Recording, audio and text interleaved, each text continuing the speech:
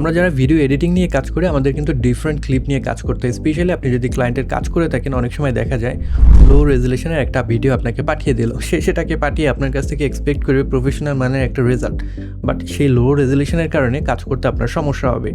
তো আজকে সেরকম একটা টুল সম্পর্কে আমরা জানবো যেটা ব্যবহার করে আপনি লো রেজ কিংবা ব্লারি যদি কোনো ভিডিও থেকে থাকে সেটাকে এনহ্যান্স করতে পারবেন। এবং এখানে বিল্ট ইন এআই কালারাইজারও রয়েছে। যদি ব্ল্যাক অ্যান্ড হোয়াইট ভিডিও থেকে থাকে আপনি সেই ভিডিওকে কালারাইজও করতে পারবেন। এটার নাম হলো 4D ডিক ফাইল রিপেয়ার, এবং এই ফাইল রিপেয়ার টুল দিয়ে আপনি কিন্তু ভিডিও, ফটো বা যদি আপনার ডকুমেন্ট থেকে থাকে সেগুলোকে রিপেয়ার করতে পারবেন। তার সাথে সাথে এই সফটওয়্যারের ভিতরে এআই এনহ্যান্সার রয়েছে, সেখান থেকে আপনি কোনো ব্লারি ভিডিও থেকে থাকলে সেটাকে এনহ্যান্স করতে পারবেন, এবং ব্ল্যাক অ্যান্ড হোয়াইট ছবি বা ভিডিও থেকে থাকলে সেটাকে কালারাইজও করতে পারবেন।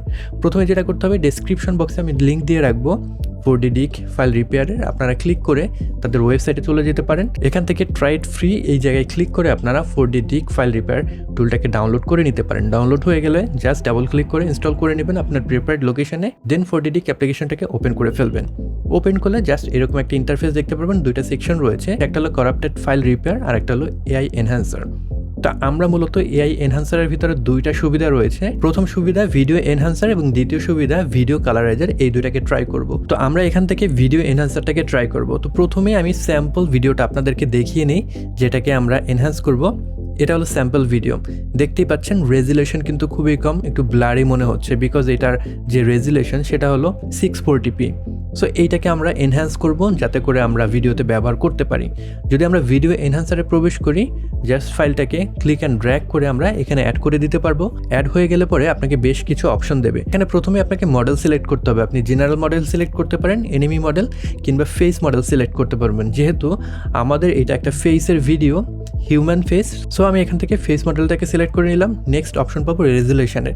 এখান থেকে আপনি কত রেজুলেশনে এটাকে আপস্কেল করতে চান সেটাকে সিলেক্ট করতে পারবেন। আমি এখান থেকে 2x সিলেক্ট করে দেবো। Next option AI enhance. এখান থেকে আপনি কোয়ালিটি ফার্স্ট দিতে পারবেন অথবা স্পিড ফার্স্ট দিতে পারবেন। স্পিড ফার্স্ট দিলে পরে এটা একটু দ্রুত হবে, বাট রেজাল্টটা অত পারফেক্ট হবে না। সো আমি প্রেফার করব কোয়ালিটি ফার্স্ট। অ্যান্ড দেন আপনি যদি এনহ্যান্সে ক্লিক করেন, প্রথমে আপনাকে 4D ডিক 10টা ফ্রেম এনহ্যান্স করে দেখাবে।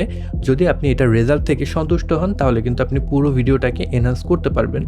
প্রথমবার যখন আপনি ব্যবহার করছেন তাদের যে মডেল রয়েছে সেই মডেলটাকে ডাউনলোড করবে। মডেলটা ডাউনলোড হতে কিছুটা সময় নিতে পারে, আপনার ইন্টারনেট স্পিডের উপর ডিপেন্ড করে। ডাউনলোড হলে পরে আপনাকে 10টা ফ্রেম প্রথমে এনহ্যান্স করে দেখালো। পছন্দ হলে পরে নিচে একটা সেভ বাটন পেয়ে যাবেন। আপনি সেভে যদি ক্লিক করেন, নির্দিষ্ট ফোল্ডার সিলেক্ট করে দিতে হবে কোন জায়গায় আপনি এনহ্যান্স ফাইলটাকে সেভ করতে চান। তাহলেই কিন্তু 4D ডিক আপনার যে ভিডিও রয়েছে সেটাকে এনহ্যান্স করে দেবে। এখানে বলে রাখা ভালো, কিছুটা সময় লাগতে পারে আপনার ভিডিওর যে লেন্থ রয়েছে সেটার উপর ডিপেন্ড করে, অথবা আপনার ভিডিওটা কতটা কমপ্লেক্স সেটার উপরে ডিপেন্ড করে। সো কিছু সময় আপনাকে অপেক্ষা করতে হবে। অপেক্ষা শেষে আমার ভিডিওটা এনহ্যান্স হয়ে গিয়েছে। তবে এনহ্যান্স ভিডিওটা দেখানোর আগে প্রথমে আমি আপনাদেরকে আগের যে ভিডিও উইদাউট এনহ্যান্স সেটাকে একটু দেখিয়ে নিতে চাই। দেখতেই পাচ্ছেন এইটা হলো আমাদের এনহ্যান্স করার আগের ভিডিও।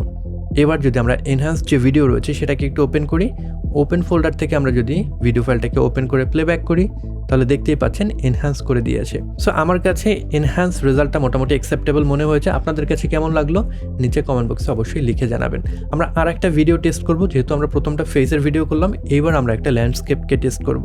এটা হলো আমাদের এনহ্যান্স করার আগের ভিডিও, বেশ ব্লারি একটা ভিডিও আপনারা দেখতেই পাচ্ছেন। এটাকে আগের মতো ক্লিক অ্যান্ড ড্র্যাগ করে ছেড়ে দেবো। জেনারেল মডেল এবার সিলেক্ট করব যেহেতু এটা ল্যান্ডস্কেপ ভিডিও। দেন আমরা এটাকে যদি এনহ্যান্স করি দেখতে ঠিক এমনটা মনে হবে। দ্বিতীয়ত আমরা 4D ডিগের যে কালারাইজ ফিচার রয়েছে সেটাকে টেস্ট করব। আমরা হোমে ব্যাক করব এবং এখান থেকে ভিডিও কালারাইজার এই জায়গায় প্রবেশ করব। আমরা যে ভিডিওটাকে কালারাইজ করব সেটা হলো এইটা। আমি ব্ল্যাক অ্যান্ড হোয়াইট করে নিয়েছি এটাকে টেস্ট করার জন্য।